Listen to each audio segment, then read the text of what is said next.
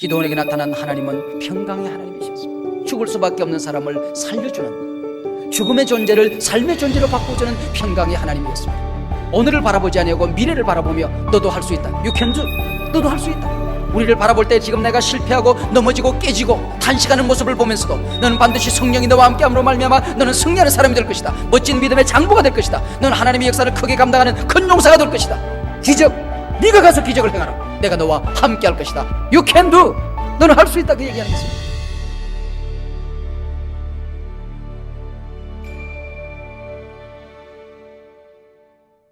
오늘 본문에 이르러서 보면 기드온이라고 하는 사사가 등장합니다. 기드온 하면 우리가 잘 아는 대로 300명의 군사를 가지고 적군을 무찌른 아주 용장으로 우리가 가슴속에 담고 있습니다. 그러나 사실은 오늘 우리 기드온을 소개하는 오늘 본문에 보면 기드온은 영웅도 또 이름 드러낼 만한 장군도 아니었다 하는 것을 알 수 있습니다.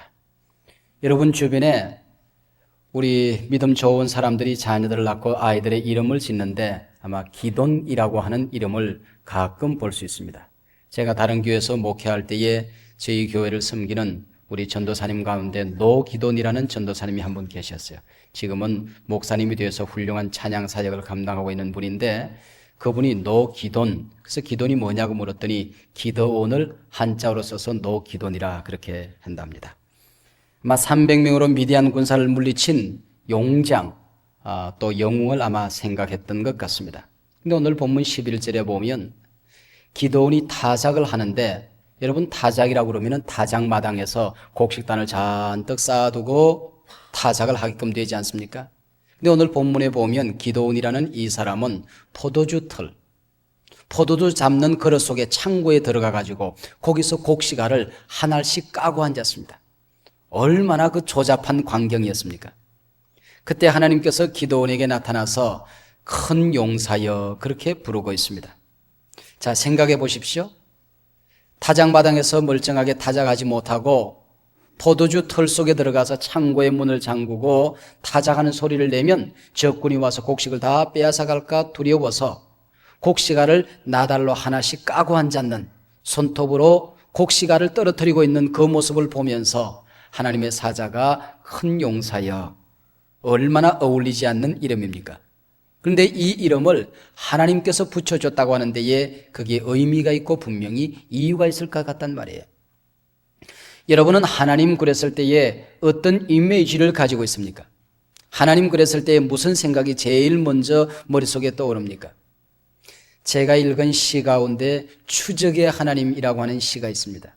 그 시의 내용은 하나님께서는 사냥감을 추적하는 사냥개와 같은 분이라고, 우리의 잘못을 형사처럼 끝까지 추적해 가서 벌 주고 감옥에 보내는, 그래서 무서운 하나님, 두려운 하나님으로 그려내고 있는 시입니다.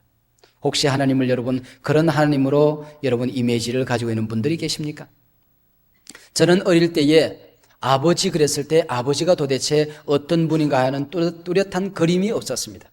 그 무렵에 교회 나가서 아버지 하나님, 그래서 하나님이 도대체 아버지라고 그랬을 때에 어떤 분인가 몹시도 궁금했습니다.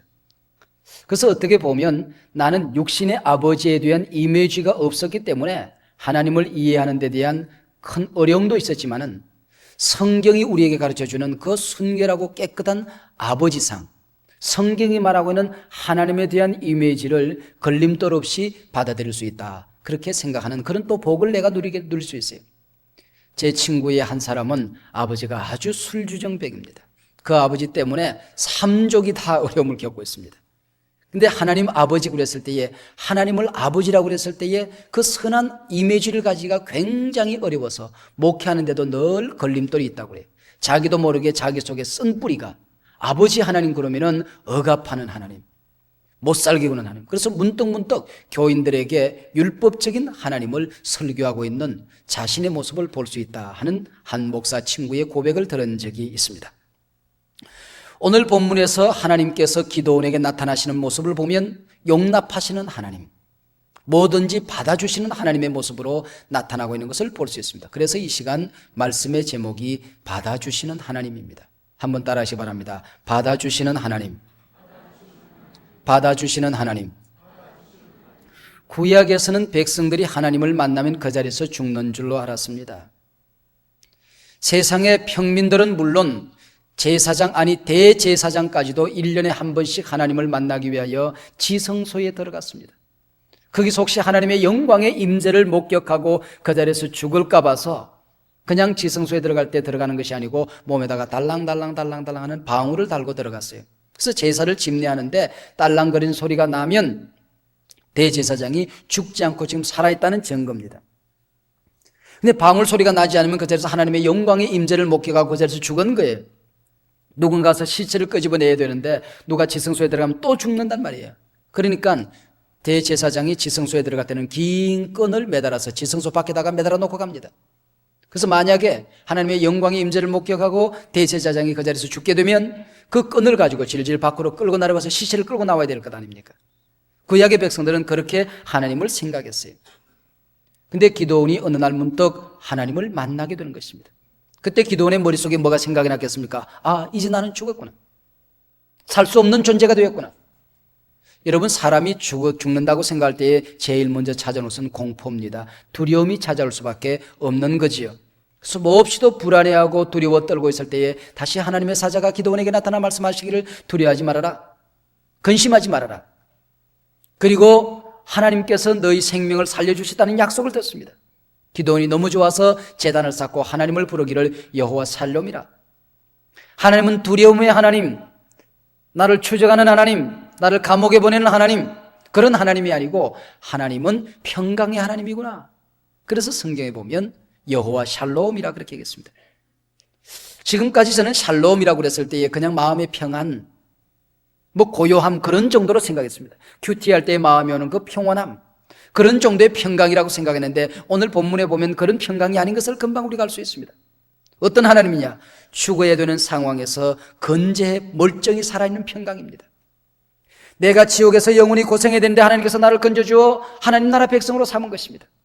마귀의 올무에 꽁꽁 묶여서 꼼짝달싹할 수 없는 영적인 전쟁터에서 처절하게 실패하고 깨지고 망가져 있는 피 흘리는 모습으로, 피투성의 모습으로 살아갈 그 백성을 구원해 주신 승리하는 하나님의 자녀, 당당한 하나님의 자녀로 살아가는 그 모습을 일컬어서 여호와 샬롬이라, 하나님은 평강의 하나님이라 그렇게 얘기하고 있습니다. 우리가 사사기를 공부하다 보면 사사기에 악순환이 있습니다. 하나님께서 이스라엘 백성들을 건져내 주어서 평강의 세월을 주닙니다. 수년 혹은 수십 년의 평강을 주게 되면 이스라엘 백성들은 그 자리에서 타락하여 하나님을 잃어버립니다. 하나님을 기다리다가 다시 그들에게 고난을 허락하는 것입니다. 주변에 있는 사람들에게 이스라엘 백성들을 전쟁터에 붙여줘버린 거죠. 그래서 이스라엘 백성들은 처절히 고생을 하게 돼요. 고생을 하다가 그때서 생각나는 것이 하나님이 생각이 나는 겁니다. 그래서 하나님의 이름을 부른 거예요. 오늘 본문에도 보면 오랜 평강의 세월이 끝나고 난 다음에 하나님을 잃어버렸습니다. 그래서 하나님께서는 미디안 족속들에게 이스라엘 백성들을 허락해 주는 것입니다.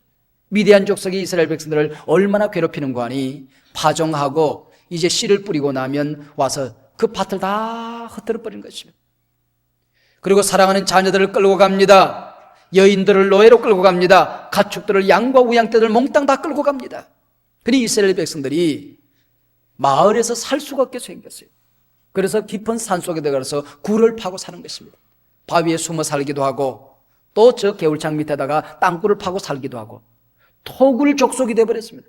그렇게 하기를 한 달, 두 달 하는 것이 아닙니다. 7년 세월이 흘러갔습니다. 그래서 사랑하는 자녀들, 아내들, 사랑하는 딸들을 굴 속에 가둬놓고 사는 것입니다. 그래서 그 양떼들을, 소떼들을 굴 속에 가둬놓고 사는 겁니다. 그거 빼앗기지 않기 위해서. 근데 타작을 하다 어쩌다가 농사를 지어 타작을 하고 나면 타작 다 끝내놓고 나면 미디안 족속이 와서 몽땅 다 탈취해 간단 말이에요. 이런 세월을 보내고 있을 때에 이스라엘 백성들이 하나님께 부르짖었다. 이스라엘이 미디안을 인하여 미약함이 심한지라 이에 이스라엘 자손이 여호와께 부르짖었더니, 자, 사사기에 반복되는 악순환, 부르짖었죠. 그때 하나님께서 사람을 보내는데, 사사를 보내는데 바로 그가 기드온이라는 사람이었습니다. 이 기드온이라는 사람이 어떤 사람인가? 오늘 본문은 요아스의 아들이었다 그렇게 얘기합니다. 요아스라고 하는 말은 절망이라는 뜻을 가지고 있는데 아마 본명이라기보다는 그 기드온의 집안이 너무너무 커다란 절망 속에, 너무너무 큰 시련 가운데 빠져 있었기 때문에 사람들이 저 사람은 요아스다, 절망이라고 불렀던 것 같습니다. 그 집안에 기드온이라는 아들이 있었는데 그 아들을 사사로 하나님이 불러주셨다고 하는 것입니다.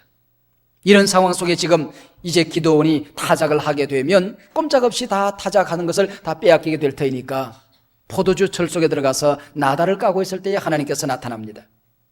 그래서 하나님을 만나고 하나님은 어떤 하나님인가 고백하는데 여호와 샬롬이라, 하나님은 평강의 하나님이라. 생각해 보십시오. 이스라엘 백성들에게 그 당시 평화라고 하는 것, 평강이라는 게 얼마나 처절한 갈망이었을까요? 그때 기드온에게 나타난 하나님의 모습은 평강의 하나님이었습니다. 하나님이 뭐라고 부릅니까? 큰 용사여. 여러분 생각해 보세요.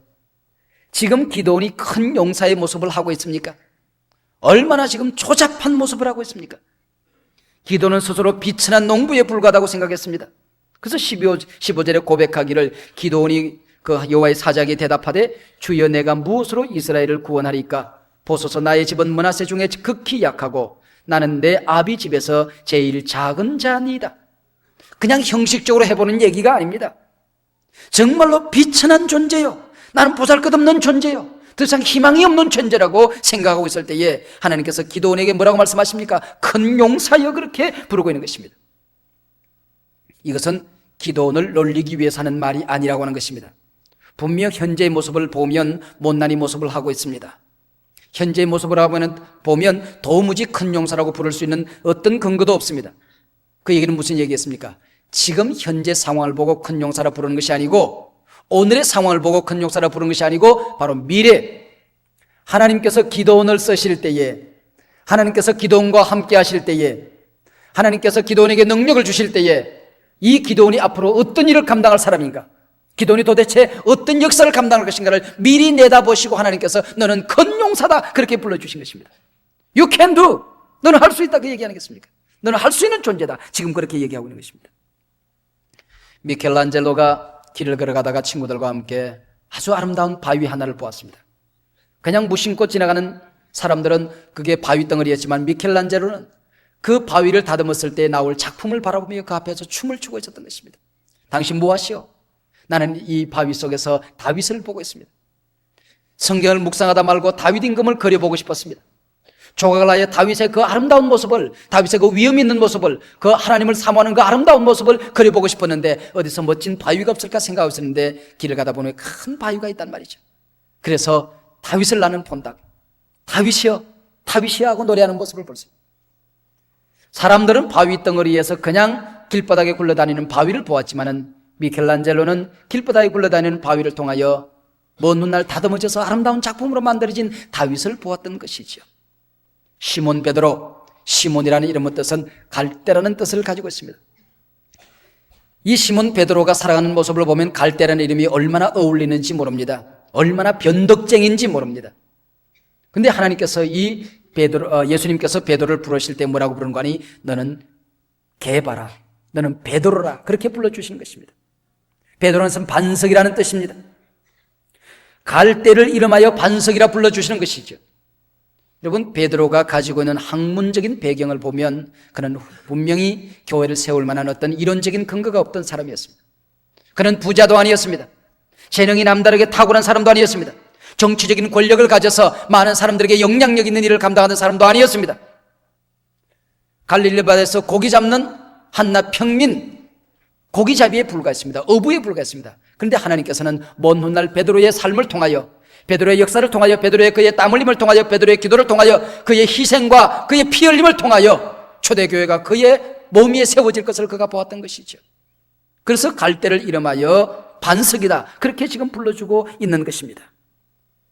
간음 현장에서 붙잡혀온 한 여인에게 예수님께서 가서 다시는 죄를 범치 말라.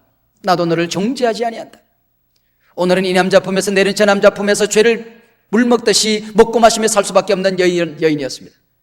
자기 자신은 이제는 창녀라고 생각하고 살아가던 사람에게 너는 거룩한 하나님의 딸이다. 너도 성녀가 될 수 있다. 우리 예수님께서 그에게 고백해 주는 것을, 그에게 격려해 주는 것을 볼 수 있습니다.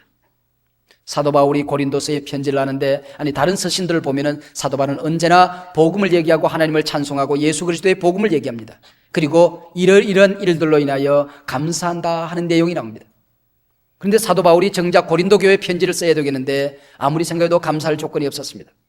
이단에 오염되어 있는가 하면은 고린도 교회는 분열을 경험하는가 하면, 우상숭배에 물들어 있는가 하면은, 음란이 온 교회에 퍼져 있는가 하면, 도무지 감사할 조건이 없을 때에 하나님께서 너와 함께 하심으로 말미암아 이 고린도 교회가 앞으로 어떤 교회가 될 것인가, 미래의 고린도 교회를 바라보며 감사를 가불해다가 감사하는 것을 볼 수 있습니다.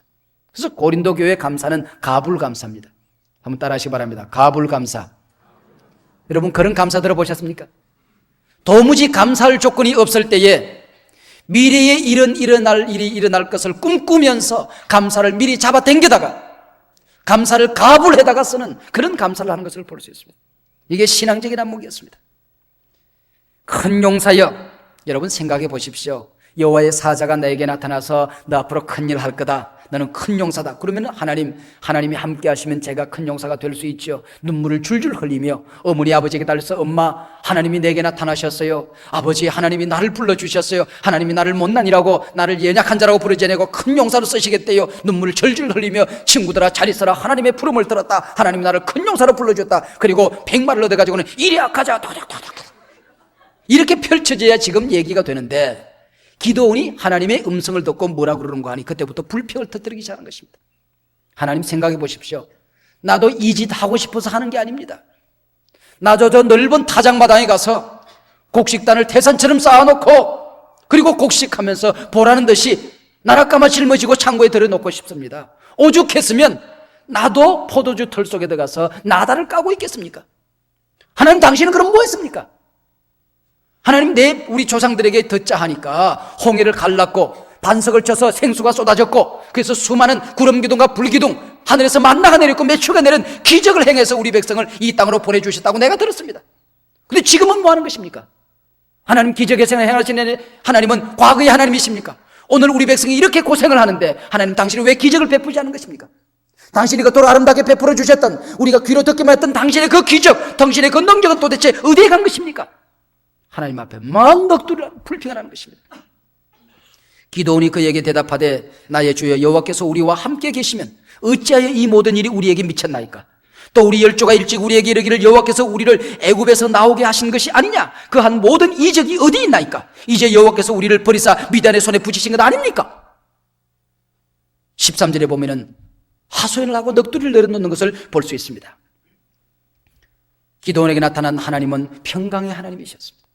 죽을 수밖에 없는 사람을 살려주는, 죽음의 존재를 삶의 존재로 바꿔주는 평강의 하나님이었습니다. 그리고 오늘을 바라보지 아니하고 미래를 바라보며 너도 할 수 있다. You can do. 너도 할 수 있다. 너는 반드시 큰 용사가 될 것이다. 우리를 바라볼 때 지금 내가 실패하고 넘어지고 깨지고 단식하는 모습을 보면서도 너는 반드시 성령이 너와 함께함으로 말미암아 너는 승리하는 사람이 될 것이다. 멋진 믿음의 장부가 될 것이다. 너는 하나님의 역사를 크게 감당하는 큰 용사가 될 것이다. 가능성을 인정해주는 그런 하나님이셨습니다. 그럼에도 불구하고 그것을 받아들이지 못하고 불평을 하고 있을 때에 기도원에 나타났던 하나님은 우리의 넋두리마저 받아주시는 하나님이셨습니다.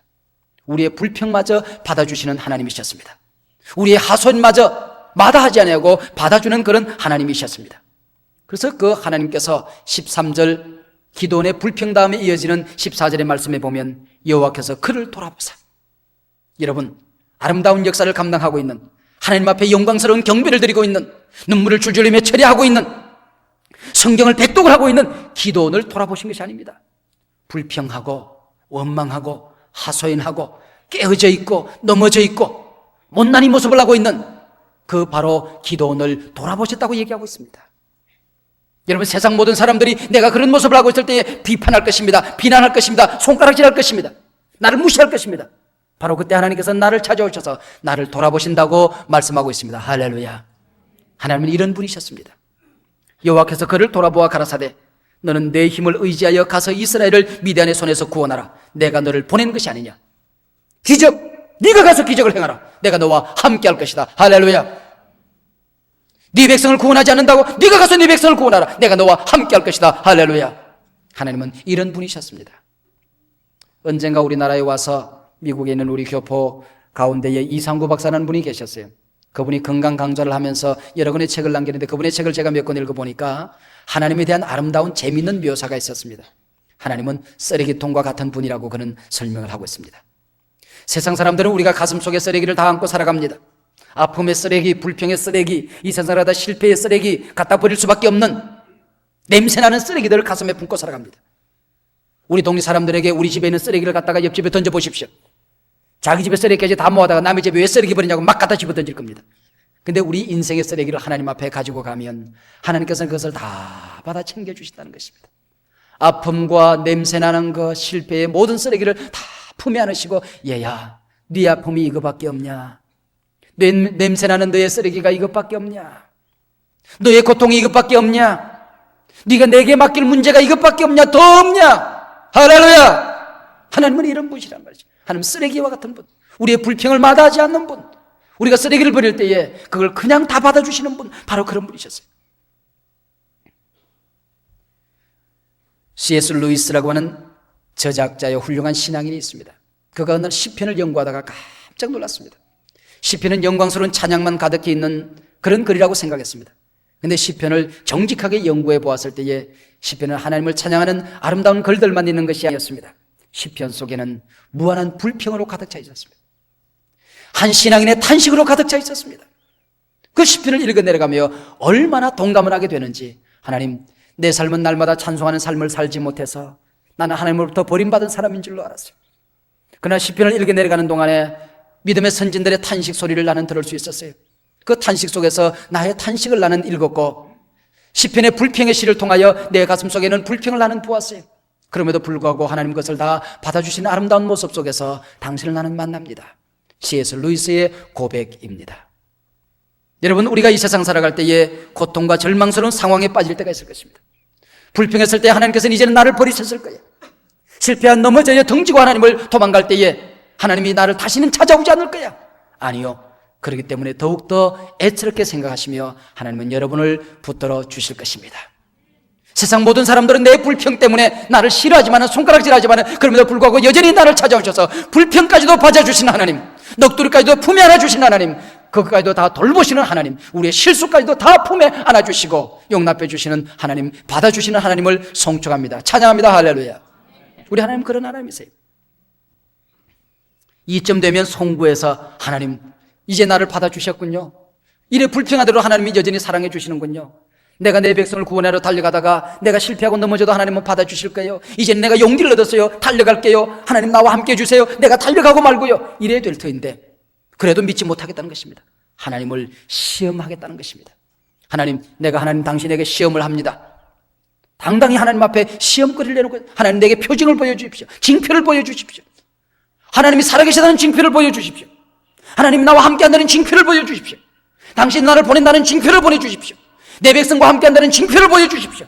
내 백성을 구원하고자 하는 당신의 마음, 그것을 내게 보여주십시오. 눈으로 보여주십시오. 아마 여러분 군대에서 밑에 하급자가 상급자가 이렇게 덤벼들면 요거는 죽도록 맞고 세대 더 맞습니다. 비온 땅에 먼지가 나도록 얻어 터지게끔 되어 있습니다. 아마 나한테 누가 이렇게 하더라도 그래 너 잘났다, 네 팔뚝 꿇다 가거라, 아마 당장 아마 그것 버렸을 겁니다. 그런데 하나님은 그래. 그래서 하나님께서 제단을 쌓겠다고 그랬을 때에 고기를 가지고 옵니다. 그리고 떡을 가져옵니다. 그리고 국을 한 사발 들고 와서 바위 위다가 쌓아놓고 거기다 국까지 다 쏟아버렸습니다. 여호와의 사자가 지팡이를 내밉니다. 쫙 내밀었을 때에 지팡이에서 불이 촤촤촤촤 하더니 그냥 거기서 그냥 고기를 확 태우고 국을 쫙 태워서 쫙 불단 것이 아니고, 지팡이에서 불이 나는 것이 아니고 여호와의 사자가 지팡이를 쫙 내미니까 바위에서, 반석에서 불이 솟아 몽땅 다 재물들을 불살라 연기되어 하나님의 보좌에 향연되어 올라가는 모습을 보았습니다. 이쯤 되면 하나님께서 이제 불처럼 역사할 수 있구나. 무슨 얘기입니까? 너는 지팡이야. 네가 불내려고 하지 말아라. 하나님이 불낸다. 너는 순종만 해라. 너는 내밀기만 해라. 할렐루야. 내밀기만 하면 불은 누가 낸다? 하나님이다. 너는 가기만 하면 누가 무찌른다? 하나님이 무찌른다. 너는 순종만 해라. 누가 역사를 한다? 하나님이 역사한다. 이쯤 됐으면 이제 지팡이, 양치든 지팡이, 이제는 나라 까든 지팡이 하나 짚고 지게작대기 걸머치고 앞으로 달려갈 만하지 않습니까? 왜?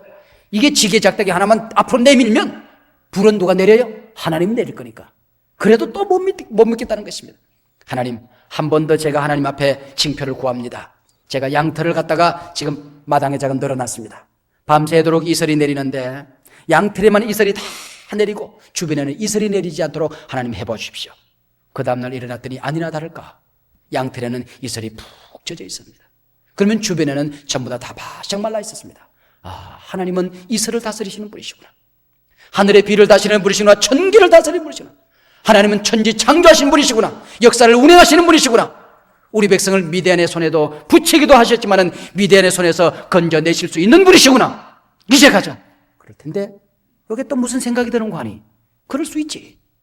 이슬이 내리면 양털이 주변에 있는 이슬을 다 흡수해가지고 양털에만 이슬이 묻고 다른 데는 바짝 마를 수 있는 게야.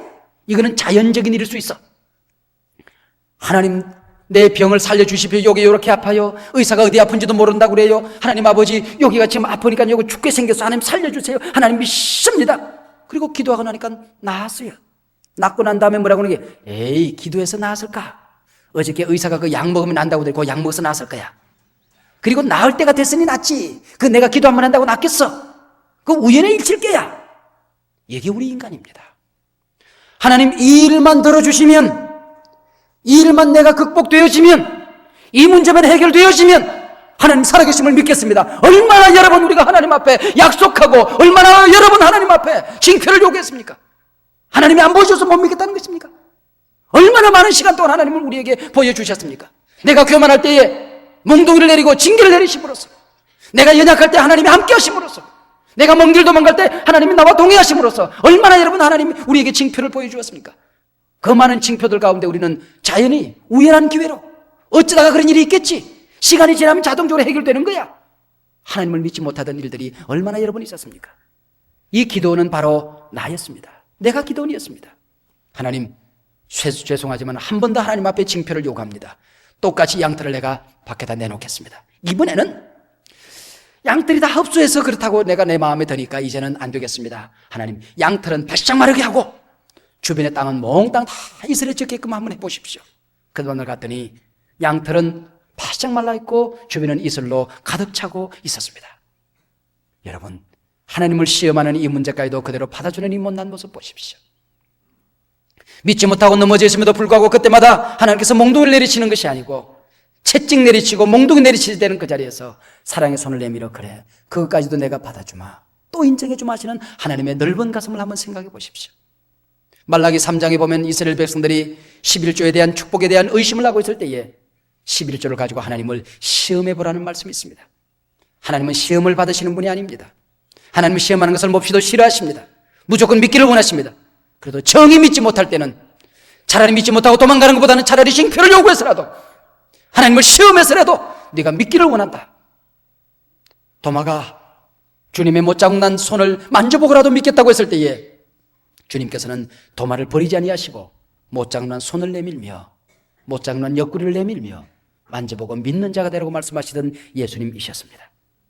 우리가 지난 날을 돌이켜보면 하나님이 용납해 주시지 않았다고 한다면 이 자리에 앉을 수 있는 사람이 누가 있겠습니까? 지난 세월을 돌이켜본다고 하면 하나님께서 받아주지 않으셨다고 하면 이 시간에 구원받은 백성으로 하나님 앞에 서 있을 수 있는 사람이 도대체 누구 있겠습니까? 죄악 중에 빠져 있을 때에, 절망 중에 신음하고 있을 때에, 하나님을 등지고 배신의 길을 달려가고 있을 때에, 하나님이 내 곁에 계시다는 사실을 너무나도 분명히 알면도 불구하고 방황하고 갈등하고 번민하고 있을 때에 하나님은 그때마다 나를 버리시는 것이 아니고 오히려 가까이 찾아오셔서 내 모습이대로 받아주시는 하나님이셨습니다. 그리고 나를 받아주셨을 뿐만 아니고 하나님의 큰 역사의 도구로, 큰 용사로 하나님은 나를 사용하여 주셨습니다. 약하기 때문에 쓰임받을 수 없다고 생각하시는 분들이 계십니까? 나는 가진 것이 없기 때문에 하나님 앞에 쓰임받을 수 없다고 생각하시는 분이 계십니까? 나는 늙었기 때문에 하나님 앞에 이제는 쓰임받지 못한다고 생각하시는 분이 계셨습니까? 나는 많은 재물을 이제는 다 낭비하고 빈털터리로 왔기 때문에 하나님 나를 버릴 것이라고 생각하시는 분이 계십니까? 나는 믿음이 연약하기 때문에, 초신자이기 때문에 하나님 일을 감당할 수 없다고 생각하시는 분이 계십니까? 하나님은 내일 아름답게 당신을 쓰실 것을 생각하고 여러분을 향하여 이 시간 부르십니다. 큰 용사여, 여러분 받아주시는 하나님 앞에 달려 나오십시오. 여러분의 손을 붙들겠다고 주님께서 손을 내밀 때에 그 손을 거절하지 마십시오. 주님 이 손 붙들어 주십시오. 여러분이 쓰러져 넘어져 있을 때에 품에 하나 주시겠다고 달려올 때에 하나님의 품을 거절하지 마십시오. 하나님 더러워도 품어주십니까? 깨진 상처투성이도 주님 받아주십니까? 하나님께서 나에게 한없이 축복해 주실 때에 내 잘나서 사는 줄 알았는데 이제 깨어지고 망가진 모습, 모든 사람들 앞에 자랑할 수 없는 이 모습 가지고 주님 앞에 달려왔습니다. 실패한 흔적을 안고 주님 앞에 달려왔습니다. 그래도 버리지 아니하고 받아주시겠습니까? 하나님은 그럼요, 받아줄고 말고요, 그럼요, 인정하고 말고요, 용납하시고 받아주시는 하나님 앞으로 달려나오시기를 바랍니다. 주께서 여러분 모두를 받아 큰 역사로 인정해 주실 줄로 믿습니다.